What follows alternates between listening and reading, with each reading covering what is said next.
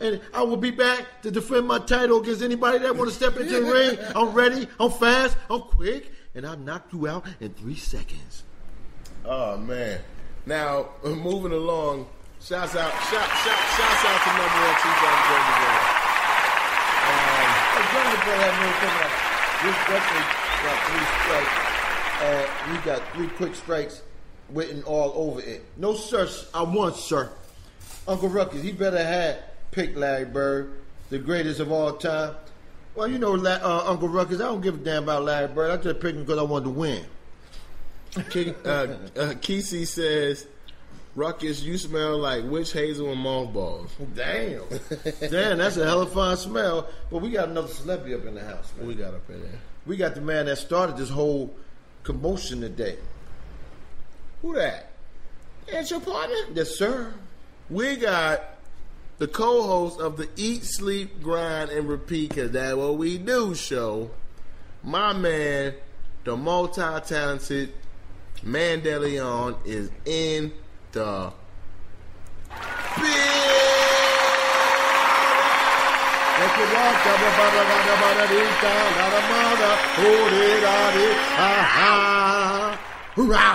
Yeah, I think Uncle Ruckus showed his ass up in here too. Yeah, I told you that. We already introduced him. Yeah. So, George, I know you wanted to speak about Ken Griffey. Oh yeah, Ken Griffey Jr. And Mike Piazza, man. So okay, I'm gonna give the floor to you right now, bro. First and foremost, big up to Ken Griffey Jr. The only man, not the only man, but the only man that him and his father both had real talents and played with each other. The only man that was better than Spider-Man climbing the rope. Who? What about Barry and Bobby? Well, yeah, Barry and Bobby played together. Yeah, they played together, but not as long as Ken. Yeah, Barry led the league. Bobby led the league in strikeouts. Right. But Griffey was like Spider-Man, climbing the wall, taking people home runs back. You know what I'm saying? He had the sweetest swing in baseball. You know what I'm saying? He made the best plays. He had speed. And he's the man that never got that championship ring. That's what hurts me about it. But he was a first time voting to the Hall of Fame. Big up to Ken Griffey Jr. You know, and I want to say something.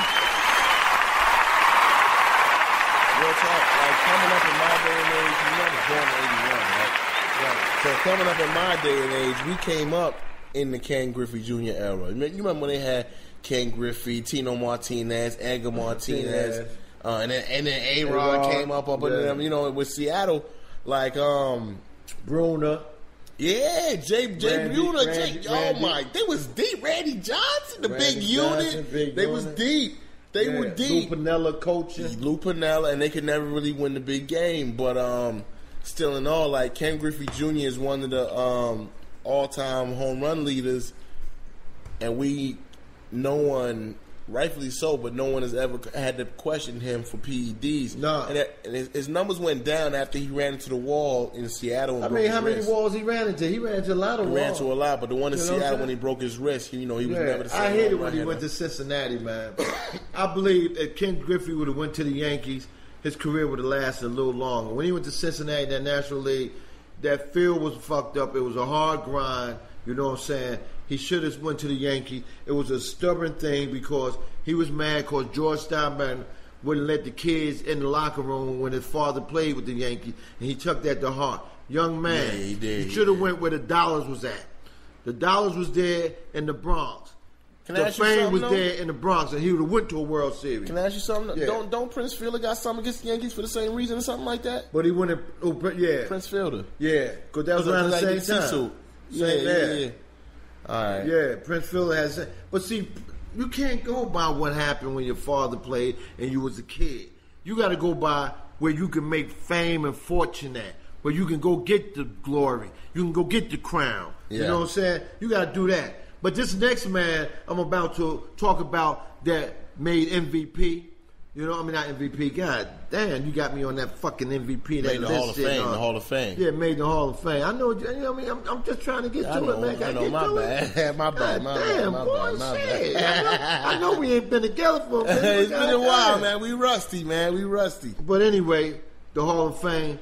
Mike Piazza. I'm gonna tell you how Mike Piazza got in the Hall of Fame.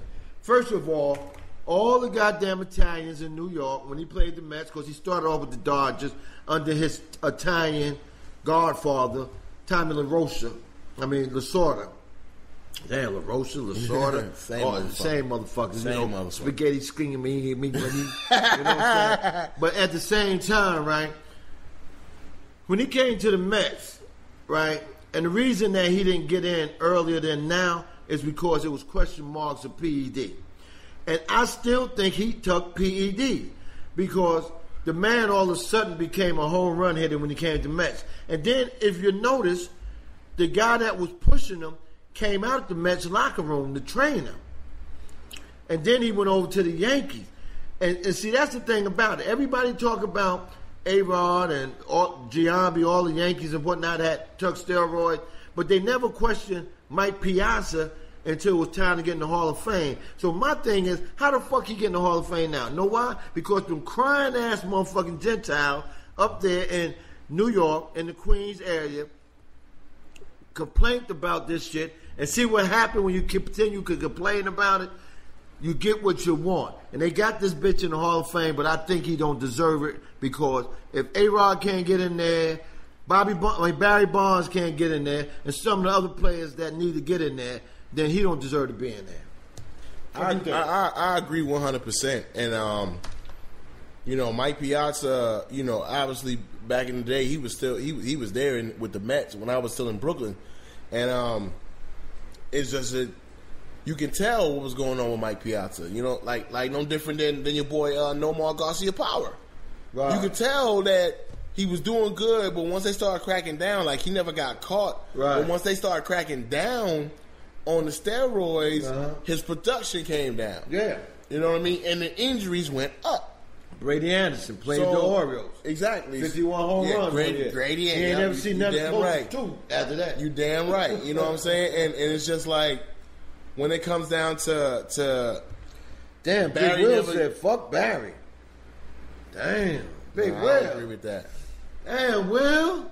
The media to me, Jers, was against Barry Bonds because he wasn't nice to them. Yeah, definitely. He wasn't no suck up. Yeah. He wasn't no kiss ass. He wasn't gonna sit there and just be like, "Oh yeah, guys, I'm gonna sign every autograph and take every picture you want me to take." Barry wasn't afraid to tell them like, "Hey, look, man, get the fuck out of here." You know what I'm saying? Like, yeah. And they resented him for that. And but for somebody like Mike Piazza to make it, I mean, you got to look. Barry Bonds was a Hall of Famer before you could even say anything about any juice. A-Rod got better stats than Mike Piazza. A-Rod 4 home runs from 700. Exactly. And Mike Piazza gets inducted in. But, ooh, right. I wonder where Gary G. Money joined at, the Met fan. I don't know where Gary G. Money joined at. Because I would love to talk to him about this. He probably loved Piazza. Man, we went over 2 hours, bro. Yeah. So you know what we got to do. We got to slice and dice some rice. Yeah. So what we do is, we just go ahead on to what we got to do. And that's, salute, let people know about things, and we just go ahead from there. Don't forget you still got to slice and dice. Yeah, we still got to slice and dice. Yeah. Still got to slice and dice. Yeah. Now, Jers, something I want to talk to you about, man. Oh, well, Big Will said, no. Barry was a juice taker. Bitch talking all till the he said God's pop has been. You getting on bad. So what who you root for, Will? He's a Pittsburgh Steelers fan. Nah, I don't know who he like in baseball. Yeah, because he's really getting on Barry. Yeah, he's getting on Barry. He's really getting on Barry. And my whole thing is, I don't care what you got to say about Barry.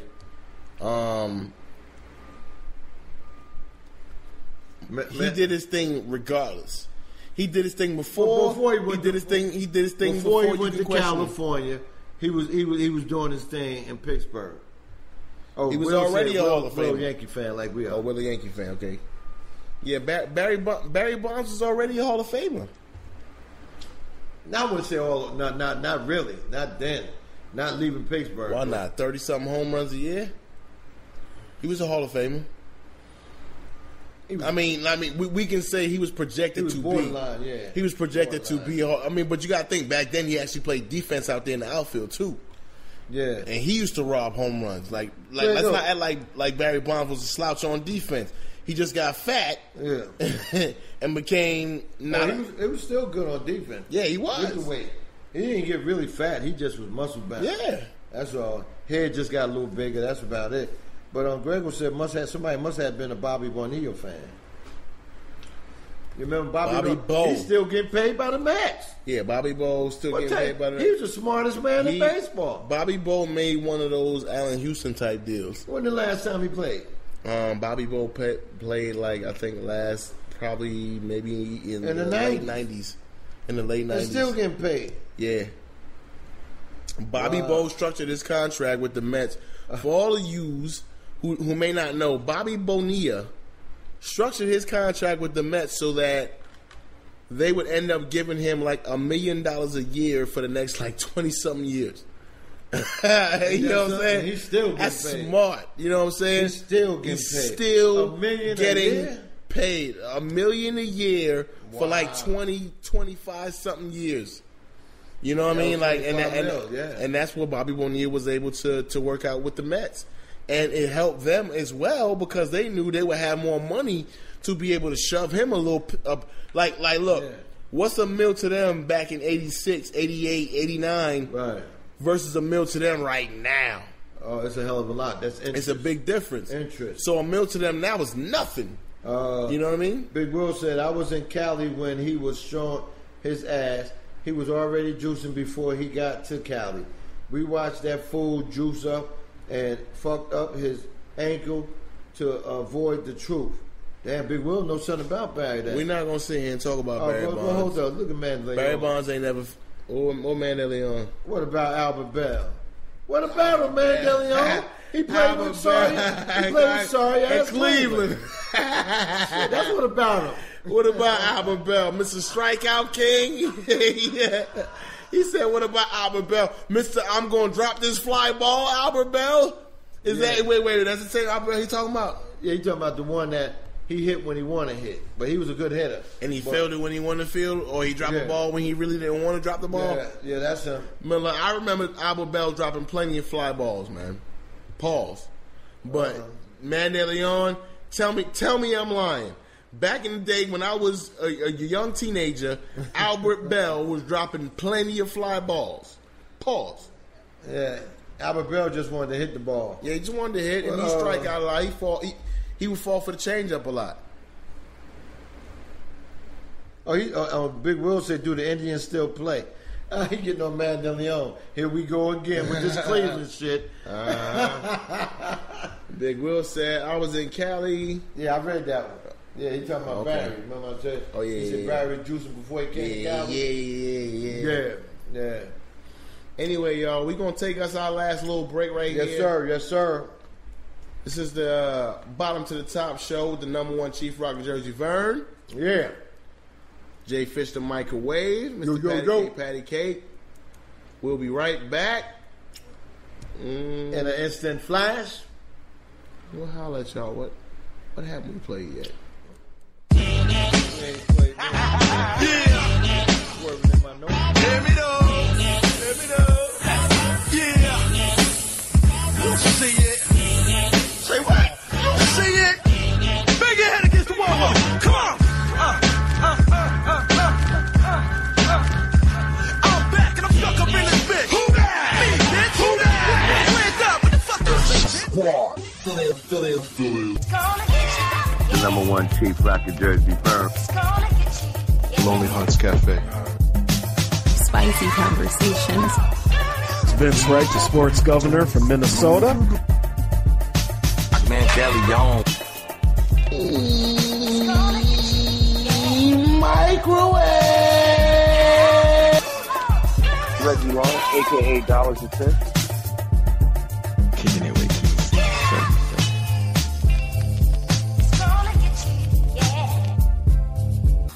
gon' give it to you.